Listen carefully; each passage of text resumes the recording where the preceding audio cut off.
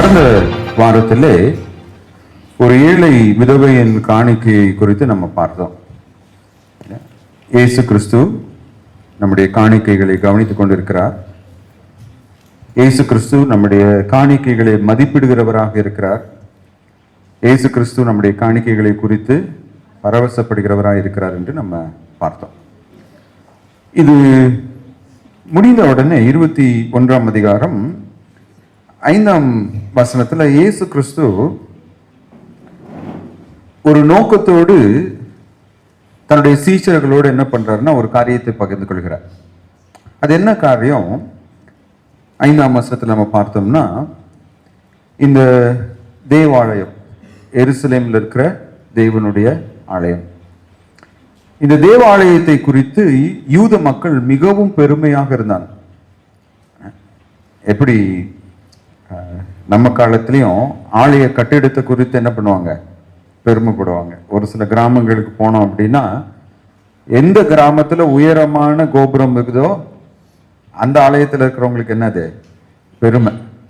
அவங்க 50 அடியில கோபுரம் கட்டிட்டாங்கன்னா நம்ம என்ன பண்ணணும்? 60 அடியில நம்ம என்ன பண்ணணும்?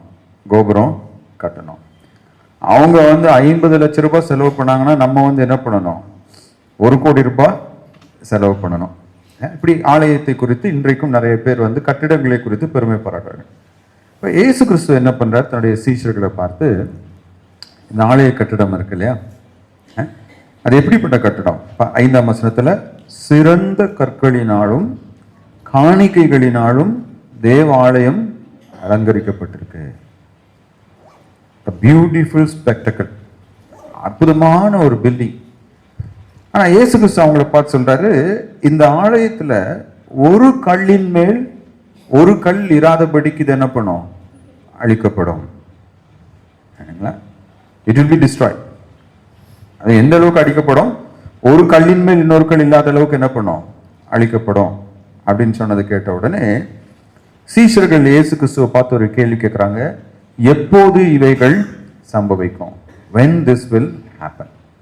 அவங்களுக்கு இயேசு கிறிஸ்து கொடுக்கிற பதில் தான் இந்த 7ஆம் வசனம் தொடங்கி 36ஆம் வசனம் வரை. அதை நம்ம 2 பிரிவுகளாக பிரித்து இந்த வாரம் 24ஆம் வசனம் வரைக்கும், அடுத்த வாரம் 26ல இருந்து 36 வசனங்களையும் நம்ம தியானிக்க போகின்றோம். ஏன் நம்ம இதை 2ஆ பிரிக்கிறோம் அப்படின்னா, 24ஆம் வசனம் வரைக்கும் கிபி 70ஆம் ஆண்டு நடைபெற்ற எருசலேம் தேவாலயத்தின் அழிவை குறித்து இயேசு கிறிஸ்து பேசுகிறார். Up to 24 he is talking about the destruction of the temple that happened in AD 70, கிபி 70. அப்புறம் 26ஆம் வசனத்திலிருந்து 25ஆம் வசனத்திலிருந்து 36ஆம் வசனம் வரைக்கும் இயேசு கிறிஸ்துவின் 2ஆம் வருகைக்கு முன்பதாக நடக்க போகின்ற அடையாளங்கள் என்ன? அப்ப இந்த முதல் பகுதியில் இருக்கிற அடையாளங்களை நம்ம 2ஆம் பகுதியில் இருக்கிற அடையாளங்களோடு நம்ம என்ன பண்ணக்கூடாதுங்க? குழப்பிக் கொள்ளக்கூடாது. ஒருவேளை இந்த முதல் பகுதியில் இருக்கிற ஒரு சில அடையாளங்கள் இயேசு கிறிஸ்துவின் 2ஆம் வருகையிலும் நடைபெறும். ஆனா இந்த 24ஆம் வசனம் வரைக்கும் இயேசு கிறிஸ்து சொல்ற எல்லாமே நடந்து முடிஞ்சிருச்சு. 25ல இருந்து 26 வசனங்கள் அவர் சொல்லியிருக்கிறதா இனிமேல் என்ன பண்ண போகுதுங்க? நடக்க போகிறது. ஆகையினால நாம் இந்த வேத பகுதியை 2ஆக பிரித்து 2 செய்திகளாக நம்ம தியானிக்கலாம். ஒருவேளை இந்த 2 செய்திகளுக்கும், இந்த வாரமும் அடுத்த வாரமும் நம்ம தியானிக்க போகின்ற செய்திகளுக்கு தலைப்பு என்னன்னா, B prepared to face the Lord. உன் தேவனாகிய கர்த்தரை சந்திக்க ஆயத்தப்படு. உன் தேவனாகிய கர்த்தரை சந்திக்க ஆயத்தப்படு. இதுதான் இன்னைக்கு இருக்கிற 2 வாரத்திற்கான தலைப்புகள். முதலாவது 5-6 வசனங்களிலே நாம் கற்றுக்கொள்கிற பாடம் என்னவென்றால், தேவனுடைய நியாய தீர்ப்பு தேவனுடைய வீட்டில் தொடங்கும். God's judgment will first hit his own house, or it will begin in his own house.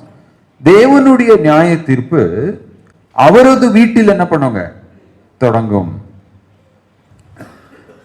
இப்ப நம்ம எல்லாம் நினைச்சிட்டு இருக்கோம், எங்க நியாய தீர்ப்பு வரும்னு சொல்லி நினைச்சிட்டு இருக்கோம். யார கடவுள் நியாய தீர்ப்பார் நினைச்சிட்டு இருக்கோம்?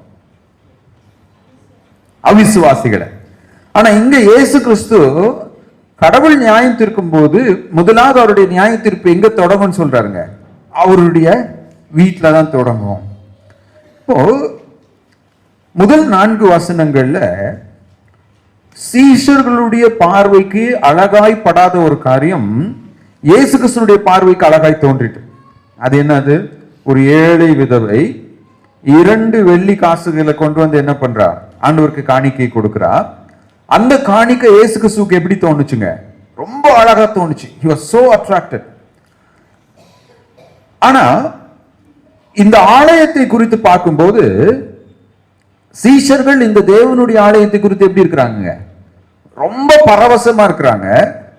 ஆனா இயேசு கிறிஸ்து அந்த ஆலயத்தை பார்த்து என்ன சொல்றாரு? இது ஒரு கல்லின் மேல் ஒரு கல் இராதபடிக்கு என்ன பண்ணும்? அழிந்து போகும். அப்ப தேவனுடைய வீட்டிலே நியாய தீர்ப்பு தொடங்கும் போது அது நம் எல்லோருக்கும் மிகவும் அதிர்ச்சி அளிக்கும் ஒரு செய்தியாக இருக்கும். See, when the judgment of God begins in God's house, it will be a shock. நம்ம எல்லாம் அதிர்ந்து போயிடும்.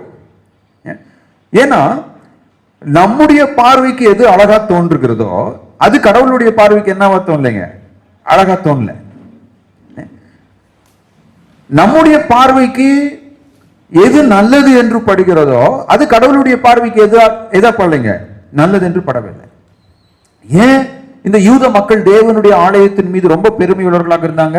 இங்கு நாங்கள் கடவுளை ஆராதிக்கிறோம்.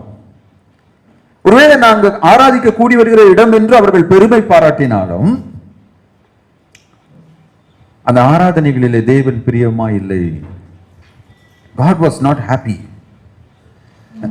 இன்னைக்கு நமக்கு ஒரு அழகான ஒரு ஆலய கட்டிடம் இருக்கலாம். இல்ல இன்னைக்கு நீங்க தமிழ்நாட்டில் பல இடங்களுக்கு நீங்க போய் பார்த்தீர்கள் என்றால் பிரம்மாண்டமான ஆலய கட்டிடங்கள். நம்ம சர்ச்லாம் ஒண்ணுமே இல்லை. அவ்வளோ அழகான ஆலய கட்டிடங்கள் இருக்கலாம். ஆயிரக்கணக்கான மக்கள் அங்க என்ன பண்ணலாங்க? கூடி வரலாம். ஆனா அங்கே நடைபெறுகின்ற ஆராதனைகள் தேவனுக்கு பிரியமற்றதாக இருக்கக்கூடும். அப்ப மனுஷனுடைய பார்வைக்கு எது நல்லது என்று படுகிறது, மனுஷனுடைய பார்வைக்கு எது பிரியமா இருக்குதோ அது ஒருவேளை தேவனுடைய பார்வைக்கு பிரியமற்றதாக தோன்றும். அப்ப கடவுள் நம்மை நியாயம் தீர்க்கும் போது அது நம்ம எல்லாருக்கும் அதிர்ச்சியையும் ஆச்சரியத்தையும் கொடுக்கிறதாக இருக்கும். ஏன் அதிர்ச்சியும் ஆச்சரியத்தையும் கொடுக்கிறதா இருக்கும்னா, நம்ம யாரெல்லாம் கடவுளால பாராட்டப்படுவார்கள் என்று நம்ம நினைப்போமோ அவங்க எல்லாம் கடவுளால் என்ன பண்ணுவாங்க? புறக்கணிக்கப்படுவார்கள். நம்ம யாரெல்லாம் கடவுளால புறக்கணிக்கப்படுவார்கள் என்று நினைப்போமோ அவங்க எல்லாம் கடவுளால் என்ன பண்ணுவாங்க? பாராட்டப்படுவாங்க. ஏன்னா சுவிசேஷ நூல்கள்ல இதுதான் நம்ம திரும்ப திரும்ப திரும்ப திரும்ப நம்ம வாசிட்டு இருக்கோம். சகைய வீட்டுக்கு ஆண்டவர் போறாரு, பரிசேயனுடைய வீட்டுக்கு ஆண்டவர் என்ன பண்ணலைங்க? போகல. வரி வசூலிக்கிறவனுடைய வீட்டுக்கு ஆண்டவர் போறாரு, அவன் ரட்சிக்கப்படுறான். ஆசாரியர்கள் ரட்சிக்கப்பட மாட்டேங்கிறாங்க. வேத பார்வைகள் என்ன பண்ண மாட்டாங்க? ஆனா மனுஷனுடைய பார்வையில சகையு மோசமானவன், வரி வசூலிப்பவன் மோசமானவன், ஆனால் பிரதான ஆசாரியனோ வேத பாரகனோ நல்லவன். ஆனா இயேசு கிறிஸ்துவின் பார்வையில் அது எப்படி இருக்குதுங்க? It's quite different. அப்ப தேவனுடைய நியாய தீர்ப்பு அவருடைய வீட்டிலே தொடங்கும். நம்ம ஏன் கடவுளுடைய வருகைக்கு ஆயத்தமாக இருக்க வேண்டும் என்றால், இயேசு கிறிஸ்து 2ஆம் முறை திரும்ப வரும்போது முதல்ல அவருடைய நியாய தீர்ப்பை திருச்சபையில தான் தொடங்குவாரு. His judgment will begin first in the church. ஏன்னா இப்ப உதாரணமா நம்ம எடுத்துக்கொள்ளலாம். இப்ப ஞாயிற்றுக்கிழமை முடிஞ்ச உடனே நம்ம தம்பிமார்கள்லாம் என்ன பண்றாங்க? போய் விளையாடுறாங்க. விளையாடுறப்போ அங்க ஏதாவது ஒரு பிரச்சனை வருதுன்னு வச்சுக்கோங்களேன், இல்ல அங்க ஏதாவது ஒரு கலவரம் நடக்குது அப்படின்னா, இப்ப தியோ இங்க உட்கார்ந்து இருந்தா தியோ முதல்ல யாரை திட்டுவாருங்க? ஏங்க ஹட்சனை திட்டுறாரு? ஏன்னா அவன் எங்க வீட்டு பிள்ளை. அப்போ நம்ம பிள்ளைகள் எல்லாம் ஒன்னா கூடி விளையாடும் போது அங்க ஒரு பிரச்சனை வந்தா இயற்கையா பெற்றோர் யாரிடத்துல இருந்து அந்த தண்டனை என்ன பண்ணுவாங்க? ஆரம்பிப்பாங்க. பிள்ளைகள் இடத்துல தான் என்ன பண்ணுவாங்க? ஹட்சனை திட்டிட்டு தியோ என்ன சொல்லுவாரு? டேய் எல்லாரும் விளையாடுறது என்ன பண்ணுங்க? நிறுத்துங்க. இப்ப இந்த குணம் எங்க இருந்து வருதுன்னு சொல்லி கேட்டோம்னா, இட் கம்ஸ் ஃப்ரம் காட். நாம் தேவனுடைய சாயல்ல படைக்கப்பட்டிருக்கனால நம்முடைய பிள்ளைகளை தான் நம்ம முதலாவது என்ன பண்றோம்? கண்டிக்கிறோம். அதே போலதான் இரண்டாம் வருகையில தேவன் நியாயம் தீர்க்கும் போது முதல்ல யார் அவர் நியாயம் தீர்க்க போறாருங்க? தன்னுடைய பிள்ளைகளை, திருச்சபையால தான் நியாயம் தீர்க்க போறாரு. அதுக்கப்புறம் தான் இந்த அவிசுவாசிகளுக்கு என்னதுங்க? நியாய தீர்ப்பு. முதலாவது தேவனுடைய நியாய தீர்ப்பு அவருடைய வீட்டில் தொடங்கும். இரண்டாவது நம்ம கற்றுக்கொள்கின்ற பாடம் 7 to 19 வசனங்களிலே, இந்த கடைசி காலங்களிலே தேவனுடைய பிள்ளைகள் மிகவும் ஜாக்கிரதையாக வாழ வேண்டும். God's people need to live diligently in the last days. கடைசி நாட்களிலே தேவனுடைய பிள்ளைகள் மிகவும் ஜாக்கிரதையாக வாழ வேண்டும். இதுதான் 7 to 19 வசனத்துல நம்ம வாசிக்கிறோம். இப்ப பவுல் கூட என்ன சொல்லியிருக்காரு? நாட்கள் பொல்லாதவையாய் இருப்பதனால காலத்தை என்ன பண்ணுங்க? பிரயோஜனப்படுத்தி கொள்ளுங்கள். அதன் அர்த்தம், நாம் வாழ்வது கடைசி நாட்கள். இந்த நாட்களிலே நாம் மிகுந்த ஜாக்கிரதையாக இருக்க வேண்டும். இயேசு கிறிஸ்து 3 காரியங்களிலே நாம் ஜாக்கிரதையாக இருக்க வேண்டும் என்று சொல்கிறார். இந்த 9 to 11 9 to 7 to 19 வருஷத்துல 3 காரியங்களிலே நாம் ஜாக்கிரதையாக இருக்க வேண்டும். அவைகள் என்ன? அந்த 3 காரியங்கள், முதலாவது, கள்ள தீர்க்கதரிசிகளை நாம் பின்பற்றக்கூடாது. அவர்களை குறித்து நாம் ஜாக்கிரதையாக இருக்க வேண்டும். Do not follow the false teachers. Be diligent. Be diligent about the false teachers. இயேசு கிறிஸ்துவின் வார்த்தைகளை நம்ம கவனிக்கலாம். 21ஆம் அதிகாரம் 8வது வசனத்தை யாராவது வாசிக்கலாம். நீங்கள் வஞ்சிக்கப்படாதபடிக்கு எச்சரிக்கையாயிருங்கள். அநேகர் வந்து, அது கள்ள தீர்க்கதரிசிகள் என்று சொல்லும் போது so many of them will come. நிறைய பேர் வருவாங்க, ஒருத்தர் 2 பேர் இல்ல. நீங்க திருமண பக்கம் எதை தான் கேட்க முடியுங்க? கள்ள போதனையை தான் நீங்க கேட்க முடியும். இப்போ கள்ள போதனை என்று நம்ம சொல்லும்போது எதை நாம் கள்ள போதனை என்று சொல்கின்றோம்? தேவனுடைய வார்த்தையின் மீது நம்பிக்கை வைத்து தேவனுடைய வார்த்தையின்படி நாம் வாழும்படி நம்மை போதிக்காதவர்கள் கள்ள தீர்க்கதரிசிகள். இன்னைக்கு நிறைய சபைகளிலே இந்த வேத வசனத்தை கையில் எடுத்து பிரசங்கிப்பவர்கள் இல்லை. வேத வசனத்தை சரியாக நிதானித்தறிந்து பிரசங்கிப்பவர்கள் இல்லை. இன்னைக்கு அநேக ஊழியர்களுடைய வாழ்க்கை, பாடல் ஆசிரியர்களுடைய வாழ்க்கை, ஒரு காலத்துல கிறிஸ்தவ பாடல் ஆசிரியர்களுடைய வாழ்க்கை மிகப்பெரிய சாட்சியாக இருந்தது. இன்னைக்கு கிறிஸ்தவ பாடல் ஆசிரியர்களுடைய சாட்சிகள் மிகவும் அருவருப்பாக இருக்கிறது. இப்ப இந்த அருவருப்பான நபர்கள் அவர்கள் எழுதும் பாடல்களை எப்படி எழுதுறாங்க அப்படின்னா, தங்களுடைய பாவ வாழ்க்கைக்கு பொருந்தும்வாறு கிறிஸ்தவ இறையிலை மாற்றிக்கொள்கிறார்கள். எப்படி மாற்றிக்கொள்றான்? நீ என்ன பாவம் பண்ணாலும் பரவாயில்ல, கடவுளுடைய கிருபை உன்னை தாங்கும்.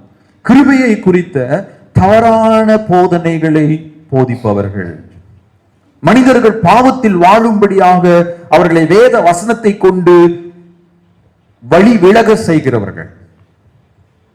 They beg people to fall away by using the word of God. இப்ப நீங்க இந்த டிவில வர பிரசங்கமாக இருக்கட்டும், அதுவும் இன்னைக்கு வாட்ஸ்அப்ல யூடியூப்ல எல்லாம் திறந்தீங்க அப்படின்னா குப்பை மாதிரி கிறிஸ்தவ பிரசங்கங்கள் இருக்கு. ஒவ்வொரு நாளும் ஆயிரக்கணக்கான கிறிஸ்தவ செய்திகள் வாட்ஸ்அப்லயும் யூடியூப்லயும் சோசியல் மீடியாவிலையும் வந்து கொண்டே தான் இருக்கிறது. ஒரு நாளைக்கு எத்தனை பாடல்கள் வெளியிடுறாங்கன்னு நமக்கு என்ன பண்ணுங்க தெரியவில்லை. இதெல்லாம் பார்க்கிறப்போ ஏமாந்து போயிடாதீங்க. Don't become deceived. இவங்க யாரு, இவங்களுடைய போதனை என்ன, இவங்க ஏன் இதை செய்யறாங்க, இவங்களுடைய போதனையும் இவர்களுடைய பாடல்களையும் நம்ம பின்பற்றலாமா பின்பற்றக்கூடாதா என்று ஆழமாக வேதத்தின்படி யோசித்து ஆராய்ந்து அறிய வேண்டும். ஆனால் இயேசு சொல்றாரு, நான் தான் கிறிஸ்து என்று அவங்க என்ன பண்ணுவாங்க? நான் தான் கிறிஸ்துவ, நான் தான் அபிஷேகம் பெற்றவன், நான் தான் தரிசனம் பெற்றவன், என்னை தான் தேவன் அனுப்பி இருக்கிறார். நிறைய பேர் வருவாங்க. ரெண்டாவது, நம்ம எதை குறித்து நம்ம ஜாக்கிரதையாக இருக்க வேண்டும் என்று சொல்றாரு, நம்மை சுற்றிலும் நடக்கின்ற ஆபத்துகளை குறித்து நாம் பயப்படக்கூடாது. Do not panic the dangers around you. நம்மை சுற்றிலும் இருக்கிற ஆபத்துகளை குறித்து நீங்க என்ன பண்ணாதீங்க, பயப்படாதீங்க. ஏன்னா 9ஆம் வசனம் சொல்றாரு, யுத்தங்களையும் கலகங்களையும் குறித்து நீங்கள் என்ன பண்ணுவீங்க, கேள்விப்படுவீர்கள். 10வது வசனத்துல சொல்றாரு, ஜனத்துக்கு விரோதமாய் ஜனமும் ராஜ்யத்துக்கு விரோதமாய் ராஜ்யமும் எழும்பும். 11ஆம் வசனத்துல சொல்றாரு, பல இடங்களில் மகா பூமி அதிர்ச்சிகளும் பஞ்சங்களும் கொள்ளை நோய்களும் உண்டாகும், வானத்திலிருந்து பயங்கரமான தோற்றங்களும் பெரிய அடையாளங்களும் உண்டாகும். ஒரு பக்கம் பூமியில யுத்தம், இன்னொரு பக்கம் கொள்ளை நோய், பஞ்சம், இன்னொரு பக்கம் வானத்திலிருந்து பயப்படக்கூடிய அடையாளங்கள். இதன் மத்தியிலே நான் கர்த்தருக்குள்ளாக இருக்கும்போது என்னை சுற்றி என்ன நடந்தாலும் நான் என்ன பண்ண வேண்டாங்க, பயப்பட வேண்டாம். ஆபகுக் தன்னுடைய புஸ்தகத்தில் பாடும்போது பாடுறாரு, என்னுடைய தோட்டத்தெல்லாம் எதிரி எடுத்துக்கிட்டாலும், என்னுடைய ஆடு மாடுகள் எல்லாம் ஒண்ணும் இல்லாமல் போனாலும், நான் கர்த்தருக்குள் எப்படி இருப்பேங்க, மகிழ்ச்சியா இருப்பேன். தாவீது ராஜா பாடுறாரு, 1000-10,000 பேர் என் பக்கம் விழுந்தாலும் நான் என்ன பண்ண மாட்டேன், பயப்பட மாட்டேன். ஏன்னா தேவன் என்னோடு கூட இருக்கிறார். சாத்ராக் மேஷாக் ஆபேத்நேகோவை அக்னி சூளையிலே தூக்கி எறிவோம் என்று அவர்கள் சொன்ன போதும் அவர்கள் என்ன பண்ண கிடையாது, பயப்பட கிடையாது. கோலியாத் போன்ற ஒரு ராட்சசன் முன்பதாக தாவீது நின்ற போது அவன் பயப்பட கிடையாது. அவனை சுற்றி உள்ளவர்கள் எல்லாரும் பயப்பட்டாங்க. இன்னைக்கு கிறிஸ்தவங்க பார்த்தீங்க அப்படின்னா நியூஸ் சேனலை பார்த்த உடனே பதட்டம் வருது, பேப்பரை படிச்ச உடனே பதட்டம் வருது, ஒரு அறிவிப்பை கேட்ட உடனே என்னதுங்க பதட்டம். ஐயோ, இந்த மாதிரி பதட்டத்தை கிறிஸ்தவருடைய இருதயத்தில் விதைக்கிறவர்கள் யாருன்னு சொல்லி பார்த்தோம்னா நிறைய ஊழியக்காரங்க, அதுக்குன்னு ஒரு செட்டு ஊழியக்காரங்க இருக்காங்க. எப்படி கிருபையை தவறாக பயன்படுத்தக்கூடிய ஒரு கூட்ட ஊழியக்காரர்கள் இருக்கிறார்களோ, அதே மாதிரி இந்த இயேசு கிறிஸ்துவின் 2ஆம் வருகையை சொல்லி சொல்லி சொல்லி மக்களுக்குள்ளாக தேவையில்லாத குழப்பங்களை உருவாக்குகிற ஒரு ஊழியக்காரர் கூட்டம் இருக்குது. ட்ரம்ப் இதை சொல்லிட்டாரு, மோடி இதை சொல்லிட்டாரு, புட்டின் அதை சொல்லிட்டாரு, வெனிசுலால என்ன நடந்ததுன்னு சொல்லி பாருங்க. ஐயோ, ஈரான்ல புரட்சி வந்துருச்சு. இயேசுக்கு சொல்றாரு, இதெல்லாம் நடக்கும்பா, நீ என்ன பண்ணாத, பயப்படாதே. ஏன்னா நீ அக்கினியில் நடந்தாலும் நீ வெந்து போவதில்லை, நீ தண்ணீரில் நடந்தாலும் நீ மூழ்கி போவதில்லை, நான் உன்னோடு கூட இருக்கிறேன் என்று தேவன் சொல்றார். நாம் வாழ்கின்ற இந்த உலகம் பேரழிவுகளை சந்திக்க ஆயத்தமாகி கொண்டே இருக்குது. This world is not going to be a better place according to the Bible. வேதத்தின்படி இந்த உலகம் ஒரு நல்ல உலகமாக என்ன பண்ண போவது கிடையாதுங்க, மாறப்போவதில்லை, இது அழிந்து கொண்டேதான் இருக்கும். இயேசு கிறிஸ்துவின் வருகைக்கு இது ஆயத்தமாகி கொண்டேதான் இருக்கும். இதெல்லாம் நான் உங்களுக்கு முன் அறிவிக்கிறனால இதெல்லாம் நடக்கும் போது நீங்க என்ன பண்ணாதீங்க, பயப்படாதீங்க, மாறாக ஆயத்தப்படுங்கள். Prepare yourself. மூன்றாவது இந்த பகுதியில் அவர் கூறுகிற காரியம் என்னவென்றால், துன்பங்களின் மத்தியிலே சோர்ந்து போகாதிருங்கள். Do not lose your heart in persecution. Be a witness. துன்பங்களின் மத்தியிலே சாட்சிகளாய் இருங்கள். இப்ப எப்படிப்பட்ட துன்பத்தை குறித்து இயேசு கிறிஸ்து பேசுறாரு 12ஆம் வசனத்திலிருந்து. முதலாவது துன்பம் எங்க வரும்னா, ராஜாக்களுடைய கரங்களிலிருந்தும் மனிதர்களுடைய கரங்களிலிருந்தும் வரும். We will face political opposition. இந்த உலகத்தின் அரசினாலும் ஆளுநர்களினாலும் நமக்கு பேர் ஆபத்து காத்திருக்குது. இன்னைக்கு கிறிஸ்தவர்களை குறித்து இந்திய தேசத்திலே பல வீண் பழிகளை சுமத்தி வருவதை நாம் ஒவ்வொரு நாளும் கேட்டுக்கொண்டிருக்கிறோம். இயேசு கிறிஸ்து சொல்றாரு, கிறிஸ்தவர்களுக்கு எதிராக சட்டத்தை கொண்டு வந்தாங்க அப்படின்னா பயப்படாதிருங்க, சந்தோஷப்படுங்க. அவர்கள் நிச்சயமாக உங்களை தண்டிப்பார்கள் என்றால் நீங்கள் பயப்பட வேண்டாம். ஏன்னா நான் வருகின்ற நாட்கள் சீக்கிரம் வந்து விட்டது, நீங்கள் என்ன பண்ணுங்க, ஆயத்தமாய் இருங்கள். 14ஆம் வசனத்தில் அவர் சொல்றாரு, அவங்களுக்கு முன்னாடி போய் நிக்கிறப்போ நீங்க என்ன பேச வேண்டும் என்று நீங்க என்ன பண்ணாதீங்க, கவலைப்படாதீர்கள். You don't need to worry. தேவன் அவர்களுக்கு முன்பதாக நீங்கள் என்ன பேச வேண்டுமோ அந்த வார்த்தைகளை உங்களுடைய நாவிலே அவர் வைப்பார், பரிசுத்த ஆவியானவர் வைப்பார். இதுல இதுக்கு இன்னொரு பக்கமும் இருக்கு. இன்னொரு பக்கம் இருக்கு அப்படின்னா, ஒரு காயினுக்கு 2 பக்கம் இருக்கிற மாதிரி. அவங்களுக்கு முன்னாடி போய் நிக்கிறப்ப பரிசுத்த ஆவியானவர் நீங்க என்ன பேசணுங்கிறத உங்களுக்கு என்ன பண்ணுவாருங்க, சொல்லி தருவாரு. பரிசுத்த ஆவியானவர் எனக்குள்ளாக செயல்படுவதற்கு நான் என்ன செய்ய வேண்டும்? நான் அனுதினமும் வேதத்தை வாசித்து தியானித்து வேதத்தை கற்றுக்கொள்ள வேண்டும். அந்த வேத வசனங்களை நான் கற்றுக்கொள்ளும் போது என்னை சிறைச்சாலையிலோ இல்ல என்னை வழக்காடு மன்றத்திலேயோ கொண்டு போய் நிறுத்தும் போது நான் என்ன பேச வேண்டும் என்று பரிசுத்த ஆவியானவர் அந்த வேத வசனத்திலிருந்து எனக்கு என்ன பண்ணுவாருங்க, நினைப்பூட்டுவார். He will remind me. இதுக்கு ஒரு நல்ல உதாரணம் நம்முடைய ஆண்டவராகிய இயேசு கிறிஸ்து. பிசாசினால் அவர் வனாந்திரத்திலே சோதிக்கப்பட்ட போது அவர் ஒவ்வொரு முறையும் வேத வசனத்தை கொண்டு பிசாசுக்கு பதிலளித்தார். அப்போஸ்தலர்களை கொண்டு போய் இந்த வழக்காடு மன்றங்களிலே நிறுத்திய போது அவர்கள் வேத வசனத்திலிருந்து அவர்கள் பதில் கொடுத்தார்கள். ஸ்தேவான் ஆதி திருச்சபையிலே முதலாவது ரத்த சாட்சியாக மரித்தவர் தான் ஸ்டீபன். அந்த ஸ்தேவான் குற்றம் சுமத்தப்பட்டு நிற்கிறாருங்க. அவருக்கு எதிராக குற்றம் சுமத்துவதற்காக the Jewish scholars, யூதர்களிலே பண்டிதர்கள் நிற்கிறாங்க. வேதபாரர்களும் ஆசாரியர்களும் பரிசேயர்களும் சதுசேயர்களும் என்ன பண்றாங்க? நிற்கிறாங்க. இந்த ஸ்தேவான் ஒரு மனிதன் கேட்கின்ற கேள்விகளுக்கு அவர்களுக்கு என்ன பண்ணலைங்க? பதில் சொல்ல முடியவில்லை. இந்த ஸ்தேவானுடைய முகம் தேவதூதனுடைய முகத்தை போல் பிரகாசித்தது என்று நம்ம பார்க்கிறோம். ஒருவேளை நீங்க பயப்படலாம். என்ன பயப்படலாம்? ஐயோ, நான் கிறிஸ்தவனான உடனே என்னுடைய ஜாதி சான்றிதழ்ல நான் ஹிந்துங்கிற பேரை மாத்தி கிறிஸ்தவன் போட்டுட்டா என்னுடைய பிள்ளைங்களுடைய எதிர்காலம் என்ன? அவங்களுக்கு வேலை கிடைக்காது. எனக்கு கவர்மெண்ட்ல இருந்து கிடைக்கிற எல்லா ஆதாயமும் கிடைக்காது. ஆகையினால நான் என்ன பண்ண போறேன்? என்னுடைய ஜாதி சான்றிதழ்ல நான் கிறிஸ்தவன் மாத்திக்க மாட்டேன், நான் ஹிந்துன்னே வச்சுக்கிறேன். அப்பதான் எனக்கு சாதகமா எல்லாம் நடக்கும்.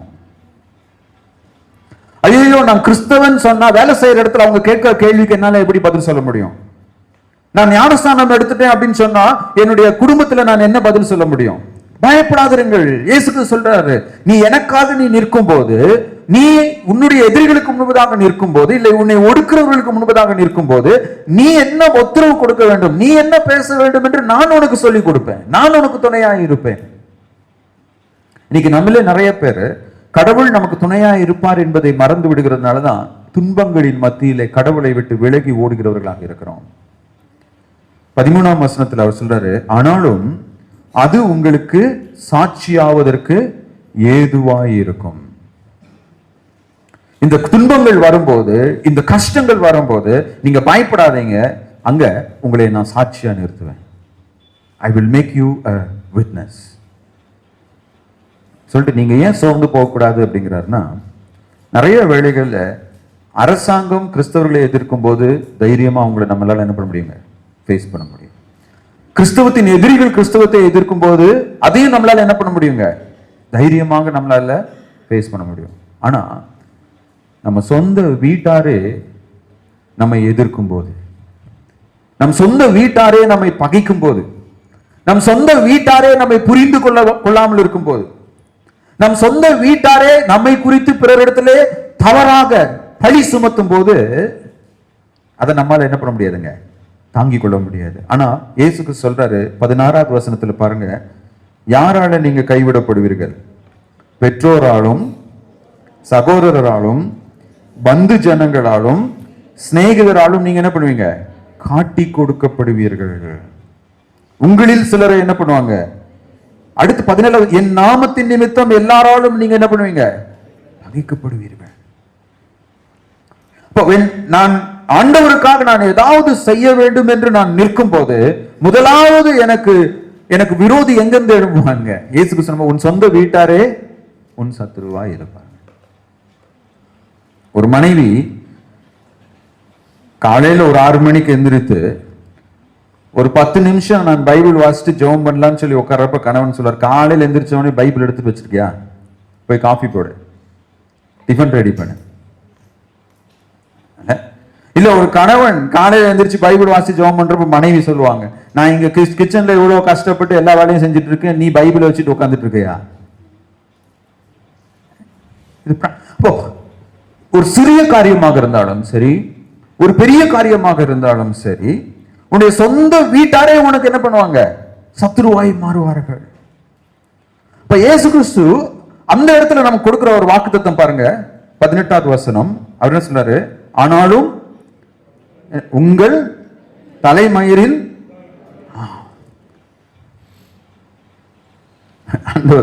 ஆண்டவருடைய வார்த்தை சில நேரம் ரொம்ப பலம் வாய்ந்தது. அவர் என்ன சொல்றாருன்னா,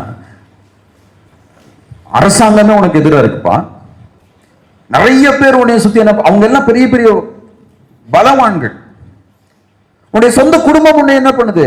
காட்டி கொடுக்குது, உன் கூட துணை நிற்க விரும்பல. ஆனா நீ பயப்படாத,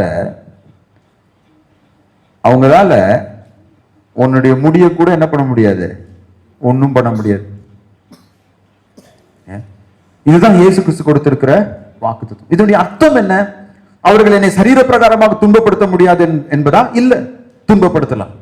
நம்முடைய உயிரவே அவங்க என்ன பண்ணலாம், எடுக்கலாம். ஆனா இயேசு கிறிஸ்து என்ன சொல்லிருக்காருன்னா, உன்னுடைய சரீரத்தை கொல்ல வல்லவர்களுக்கு நீ பயப்படாத, உன்னுடைய ஆத்துமாவை கொல்ல வல்லவர்களுக்கு நீ என்ன பண்ண.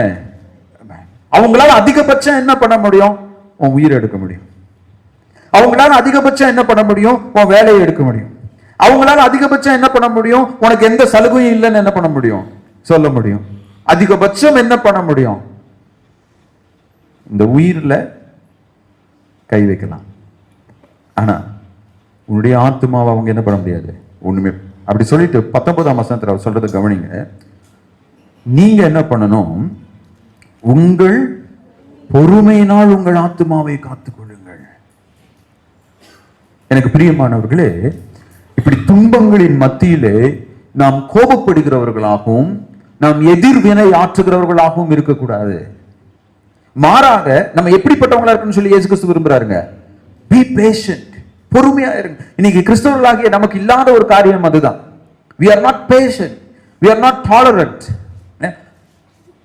ஆவியின் கனிகளிலே ஒன்று சமாதானம், இச்சையடக்கம், சாந்தம், தயவு, நற்குணம், நீடிய பொறுமை.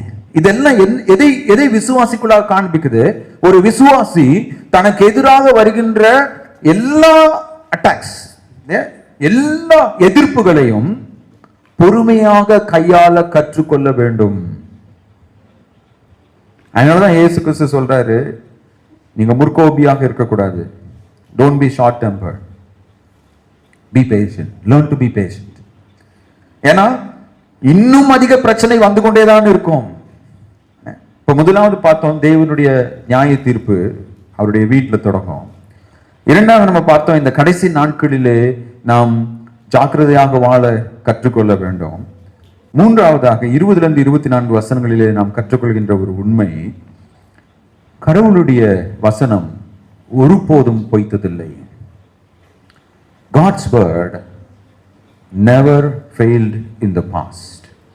இயேசு கிறிஸ்து எருசலேம் அழிக்கப்படும், தேவாலயம் இடிக்கப்படும் அப்படின்னு சொன்ன போது எல்லாரும் இயேசு கிறிஸ்துவை பார்த்து சொன்னாங்க, இதெல்லாம் சாத்தியமா?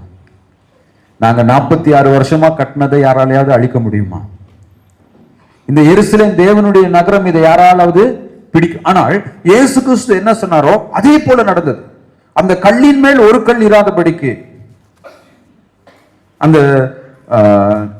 ரோம கவர்னர், அவன் பாம்பே அப்படிங்கிறவன் அந்த எருசலேம் நகருக்கு வந்தபோது 2 காரணம் சொல்றாங்க. ஒரு கல்லின் மேல் ஒரு கல் இல்லாம அவன் அழித்தது. ஒண்ணு அந்த நாட்களிலே சாலமோன் ராஜா நிறைய பொக்கிஷங்களை ஆலயத்தின் கீழே ஒழித்து வைத்ததாக ஒரு நம்பிக்கை இருந்தது. அப்ப அந்த பொக்கிஷங்களுக்காக அந்த ரோமர்கள் என்ன பண்ணாங்க அப்படின்னா, அஸ்திபாரத்துல கூட ஒரு கல் இல்லாம இன்னொரு, ஏன்னா சாலமோன் ராஜா என்ன பண்ணா, சாந்துக்கு பதில பொன்னையும் வெள்ளியும் விலையேற பெற்ற கற்களையும் வைத்து பூசினாங்கனால ஒரு கல்லுக்கு இடையில ஒரு கல்லுக்கு இடையில சாலமோன் என்ன வச்சான்னு சொல்லி தேடுறதுக்காக அதை உடைச்சு போட்டாங்க அப்படின்னு சொல்லி சொல்ற ஒரு கூட்டம் இருக்கிறாங்க. ஒரு சில வேத வல்லுநர்கள் என்ன சொல்றாங்கன்னா, இந்த யூத மக்கள் ரோமர்களை மிகவும் கோபமூட்டியபடினாலே இந்த தேவாலயம் மட்டுமல்ல அதன் அஸ்திபாரமே இருக்கக்கூடாது என்று அந்த அஸ்திபாரத்தையும் அவர்கள் அழித்து போட்டார்கள் என்று ஒரு சில வேத வல்லுநர்கள் சொல்றாங்க. இந்த 2 காரணத்துல எது சரின்னு நமக்கு தெரியாது. ஆனால் நம்ம அறிந்திருக்கிற ஒரு காரியம் என்னவென்றால், இயேசு கிறிஸ்து சொன்னது போல ஒரு கல் மீது ஒரு கல் இல்லாதபடிக்கு அதை இடித்து போட்டார்கள். அப்போ இயேசு கிறிஸ்து முதலாவது சொன்ன காரியம் நிறைவேறுமே என்றால், தன்னுடைய 2ஆம் வருகை குறித்து அவர் சொல்லியிருக்கிறதும் அப்படி என்ன பண்ணுங்க. அன்னைக்கு எப்படி யூதர்கள் இது எப்படி நடக்கும் சொல்லி நினைச்சாங்களோ அதே மாதிரி இன்னைக்கு நம்ம இது எப்படி நடக்கும் சொல்லி நம்ம நினைக்கலாம், ஆனால் நடக்கும். பட் அதே சமயம் இயேசு கிறிஸ்து இந்த யூதர்களுடைய நியாய தீர்ப்பை குறித்து சொல்லும் போது அவர் 24ஆம் வசனத்திலே ஒரு முக்கியமான கருத்தை வைக்கிறார். அது என்ன கருத்து? வாசிக்கலாம் 24ஆம் வசனத்துல.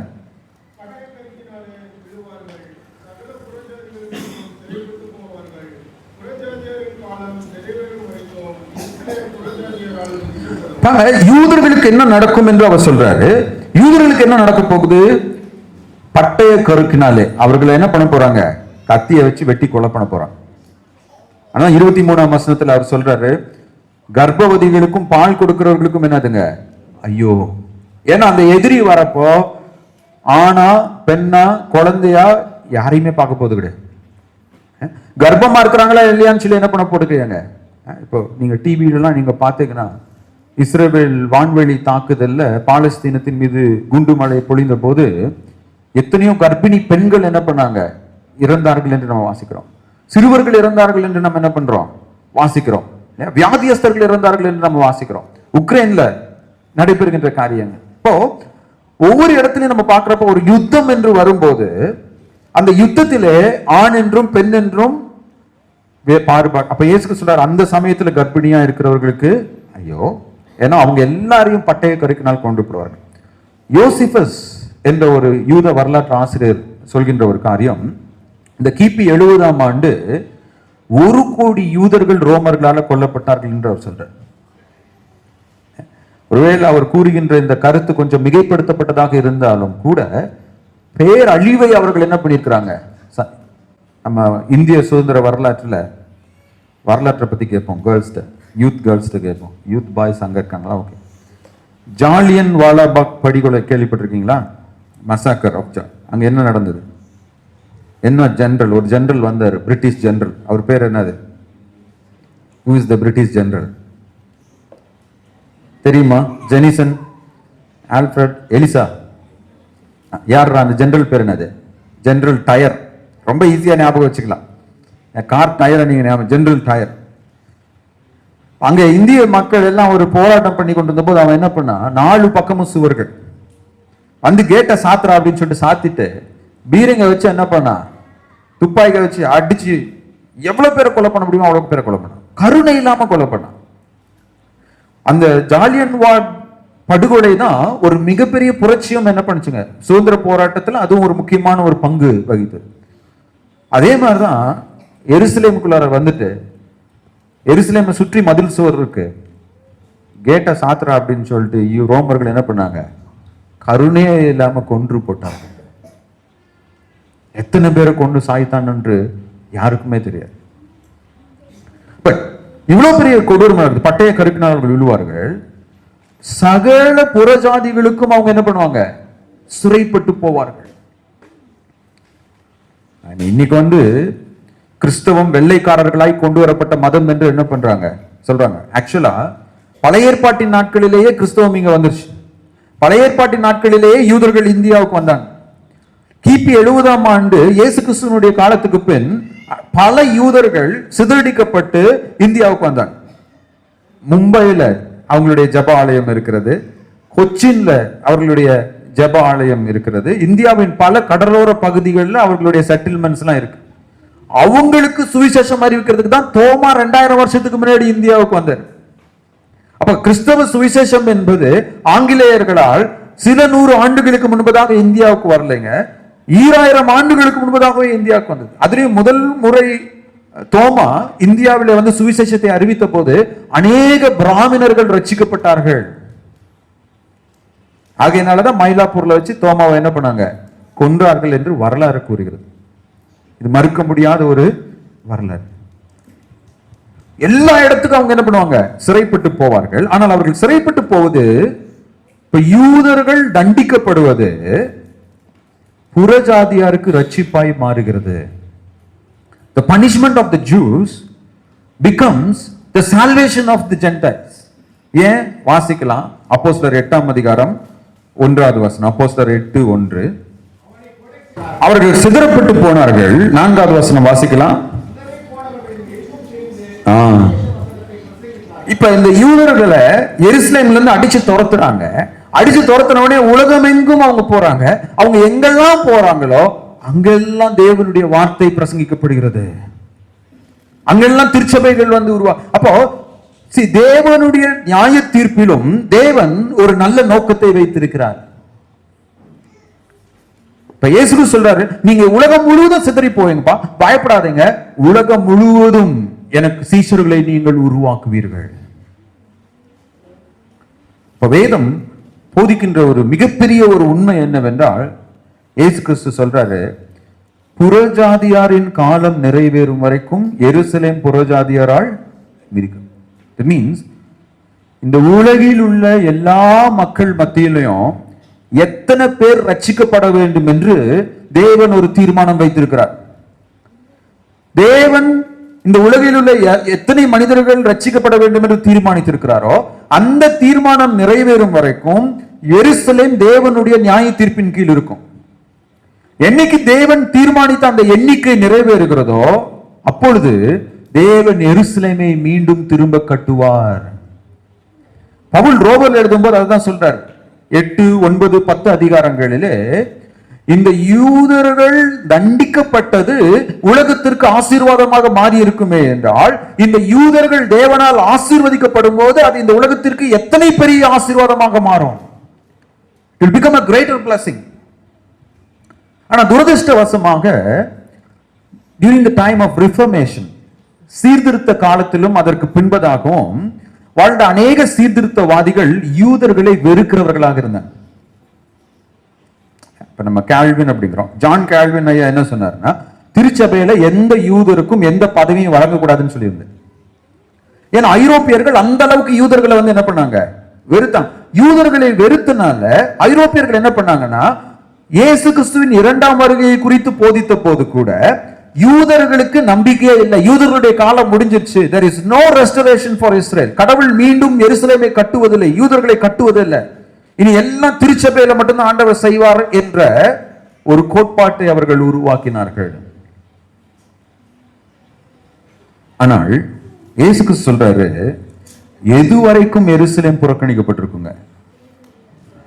பவுல் சொல்றாரு, தேவன் ஒலிவ மரத்தின் கிளையை என்ன பண்ணாருங்க, வெட்டி போட்டார் அந்த புறஜாதிகளை இணைப்பதற்காக. ஆனா மீண்டும் அந்த ஒலிவ மர கிளை என்ன பண்ணுவாருங்க, இணைப்பார். There is a future restoration of Jerusalem.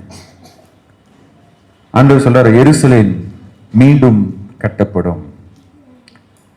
அது எப்ப நடந்ததுங்க? வரலாற்றிலே 1948ஆம் ஆண்டு நடைபெற்றது.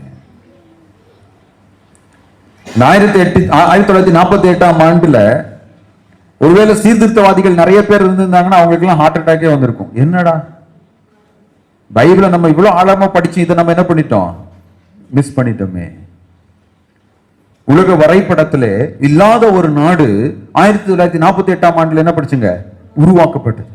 அது உருவாக்கப்பட்ட நாள் தொடங்கி இன்று வரை அது அழிக்கப்பட வேண்டும் என்று பல சக்திகள் எழும்பிய போதும் தேவன் விசேஷ விதமாக அந்த நகரம் என்ன பண்றாருங்க, பராமரித்து வருகின்றார். ஆனால் இயேசு கிறிஸ்து 2ஆம் முறை வருவதற்கு முன்பதாக மறுபடியும் ஒரு முறை அந்த நகரம் அழிவை காணும் என்று வேதத்தில் பார்க்கிறோம். அதை குறித்து தான் நம்ம அடுத்த வாரம் சிந்திக்க போகின்றோம். அப்போ இயேசு கிறிஸ்து முதலாவது என்ன நடக்கும் சொன்னாரோ அதெல்லாம் நடந்தது. இந்த தேவாலயம் அழிக்கப்படும் சொன்னாரு, அழிக்கப்பட்டுச்சு. யூதர்கள் உலகம் எங்கும் சிதறடிக்கப்படுவார்கள் என்று சொன்னாரு, சிதறடிக்கப்பட்டார்கள். அவர்கள் சிதறடிக்கப்படும் போது புறஜாதிகளுக்கு நற்செய்தி அறிவிக்கப்படும் என்று சொன்னாரு, நற்செய்தி அறிவிக்கப்பட்டது. இன்னைக்கு நீங்களும் நானும் விசுவாசிகளாக மாறிக்கிறோம். இந்த எருசலேம் மீண்டும் கட்டப்படும் என்று சொன்னாரு, அந்த எருசலேம் மீண்டும் கட்டப்பட்டது.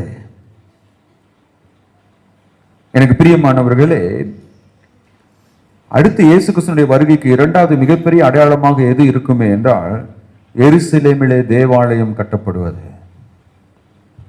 எப்படி இந்தியாவில் ராமர் கோயில் கட்ட வேண்டும் என்று முயற்சி செய்து இப்ப கட்டி முடிச்சிருக்கிறாங்களோ, அதே மாதிரி எருசலேம்ல தேவனுடைய ஆலயத்தை கட்டுவதற்காக எல்லா ஆயத்த பணிகளையும் அவர்கள் செய்து முடித்திருக்கிறார்கள்.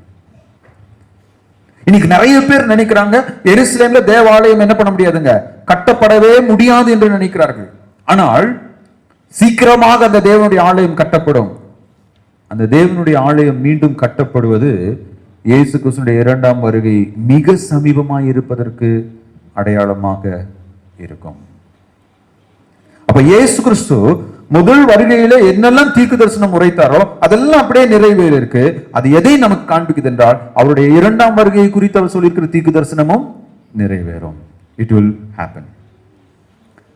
இன்னைக்கு ஒருவேளை இந்த வேத பகுதியிலிருந்து நம்முடைய நடைமுறை வாழ்க்கைக்காக 3 கருத்துக்களை நான் சொல்லி முடிக்க விரும்புகிறேன். முதலாவது, இயேசு கிறிஸ்து விட்ட சீஷர்கள் எப்போ வருவீங்க எப்போ வருவீங்க எப்போ வருவீங்கன்னு கேட்டுட்டே இருக்காங்க. அவர் எப்போ வருவேன்னு சொல்ல கிடையாது, ஆனா அவர் வரும்போது என்ன நடக்கும்னு சொல்லியிருக்கார். ஆகையினால இயேசு கிறிஸ்து எப்பொழுது வருவார் என்று நாம் அறியாமல் இருப்பதினாலே நாம் எப்போதும் ஆயத்தமாக இருக்க வேண்டும். We need to be prepared always. நம் ரட்சகர் எப்பொழுது வருவார் என்று யாருக்குமே என்ன பண்ணாதுங்க தெரியும். இத இயேசு கிறிஸ்து ஒரு வரலாற்று சம்பவத்தின் மூலமாகவும் ஒரு ஓமையின் மூலமாகவும் விளக்குகிறார். வரலாற்று சம்பவம் என்னன்னா, நோவாவினுடைய காலத்திலே பெருவெள்ளம் வரும் என்று நோவா கூறின போது, எங்கடா பெருவெள்ளம் வரப்போது, இந்த கிழவாடி 100 வருஷத்துக்கு மேல பிரசங்கம் பண்ணிட்டு இருக்காரு. பெண் கொடுத்தும் பெண் எடுத்தும் இருந்தார்கள். ஆனால் திடீரென்று ஒரு நாள் அந்த வெள்ளம் அவர்கள் என்ன பண்ணுச்சுங்க, வாரி கொண்டு போனது. இன்னொரு ஊமையை இயேசு கிறிஸ்து சொன்னாரு. என்ன அப்படின்னா, 10 கன்னிகைகள் மணவாளனுடைய வருகைக்காக காத்திருந்தாங்க. 5 கன்னிகைகள் எண்ணெயில விளக்குல எண்ணெயோடும் கையிலையும் எண்ணெயோட வந்திருந்தாங்க. என்ன ஏன்னா மணவாளன் எப்ப வரான்னு தெரியாது. தாமதமான 5 கன்னிகைகள் கையில எண்ணெய் எடுத்துட்டு வரல. மணவாளன் வந்த போது 5 பேர் தான் என்ன பண்ணாங்க, அவனோட போக முடிஞ்சது. அப்ப ஒருவேளை இந்த சபையில இன்னைக்கு ஒரு 120 பேர் நம்ம உட்கார்ந்து இருக்கிறோம் அப்படின்னா, 120 பேராகிய நாமும் இயேசு கிறிஸ்து இன்னைக்கு வந்தா அவரை சந்திக்க நாம் ஆயத்தமாக இருக்கிறோமா?